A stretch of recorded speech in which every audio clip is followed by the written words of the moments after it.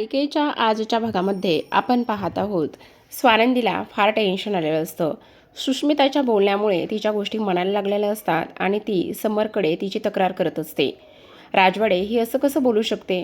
अहो, लहान असल्यापासून मी तिला माझ्या अंगाखांद्यावर खेळवले आणि तिच्यासाठी सगळं काही केलंय. मी तिच्यासाठी कॉम्पिटिटर कशी काय असू शकते? अहो, ते माझं बाळ आहे, कुकुलं बाळ आहे ते. तिला बोलायला चालायला सगळ्या गोष्टी मी तिला शिकवल्यात. अहो, एवढंच नाही तर घरामध्ये प्रत्येक गोष्ट ती माझ्यासोबत शेअर करायची. ती माझ्या मुलीसारखीच आहे आणि एक आई आपल्या मुलीसाठी कशी काय कॉम्पिटिटर असू शकते हेच मला काही कळत नाही. ती माझ्यासोबत असं कसं बोलू शकते आणि ह्या सगळ्या गोष्टी कशा पद्धतीने इथे वागू शकते तेच मला इथे कळत नाही, असं सुद्धा आता इकडे ती बोलत असते.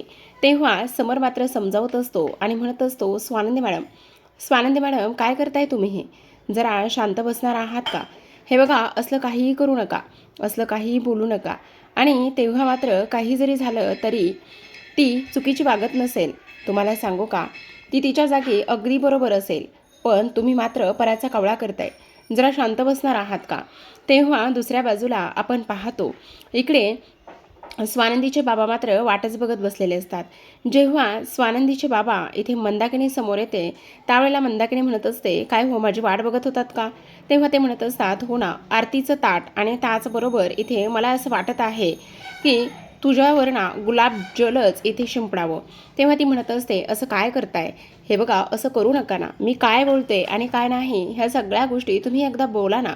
हे गं, तू तर काय इथे उठसूट फक्त आणि फक्त इथे मुलींच्या सासरी जातेस आणि मुलींच्या सासरी जाऊन ह्या सगळ्या गोष्टी तू कशा काय करू शकतेस तेच मला काही कळत नाही.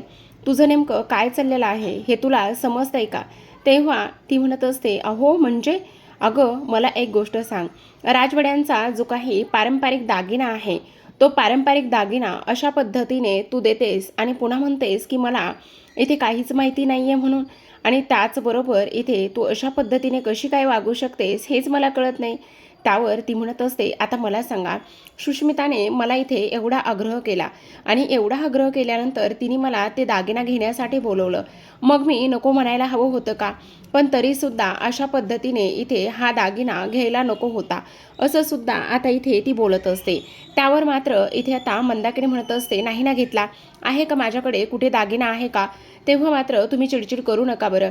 तुम्ही चिडचिड केल्यानंतर इथे तुमचा BP वाढतो आणि तुमचा BP वाढल्यानंतर तुम्हाला त्रास होतो ह्या सगळ्या गोष्टींचा. मग उगाचच तुम्ही ह्या सगळ्या गोष्टी करू नका बरं. जरा तरी शांत बसा बरं, असं सुद्धा आता इकडे ती बोलत असते. आता हे सगळं काही बोलून झाल्यानंतर मात्र दुसऱ्या बाजूला पुन्हा एकदा समर स्वानंदीला इथे समजावण्याचा प्रयत्न करत असतो आणि पुन्हा एकदा समजावण्याचा प्रयत्न केल्यानंतर मात्र इथे आता स्वानंदी अजिबात ऐकून घेत नसते. ती म्हणत असते, मी कसं काय ऐकून घेणार, काय करणार मला हेच समजत नाही.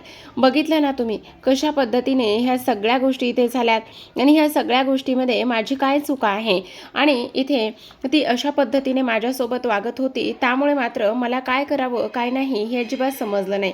त्यावर समर म्हणत असतो, हे बघा स्वानंदी मॅडम, प्लीज तुम्ही शांत बसा, काही होणार नाही आहे.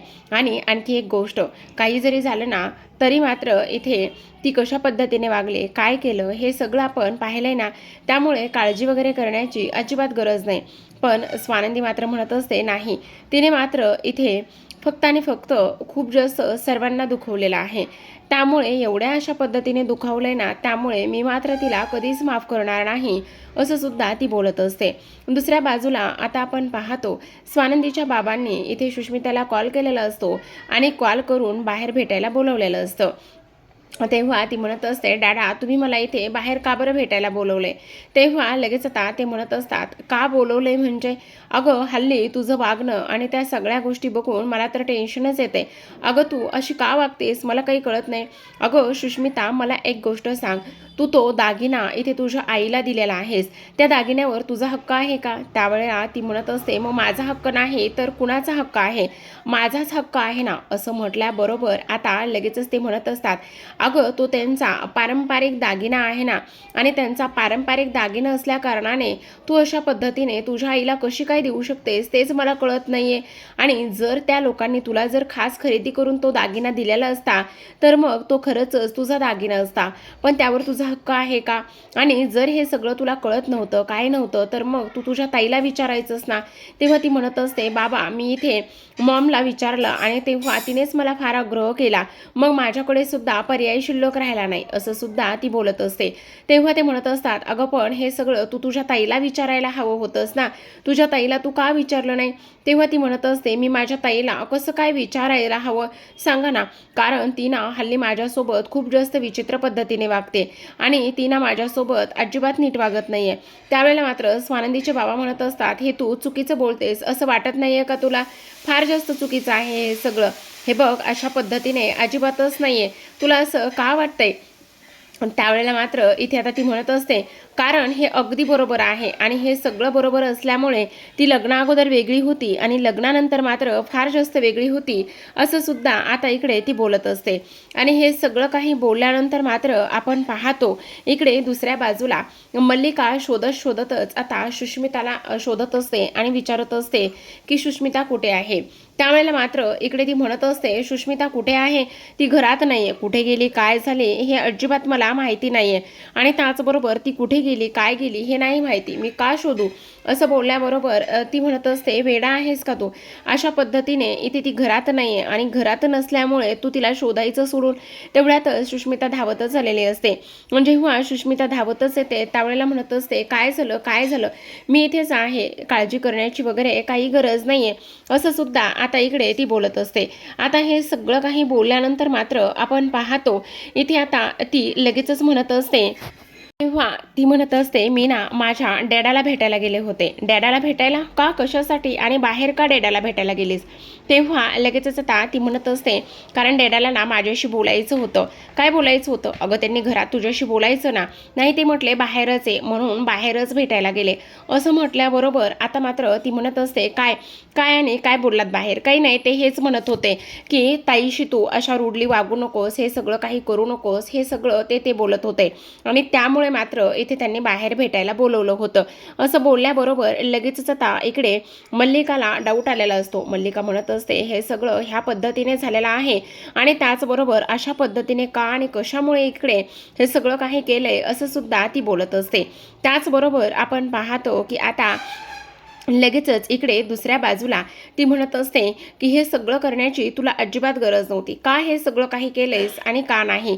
मग आता त्यावर मात्र इकडे लगेचच मल्लिका म्हणत असते, अगं सुश तुला कळतंय का? अजून सुद्धा त्यांनी तिचीच बाजू घेतली आहे.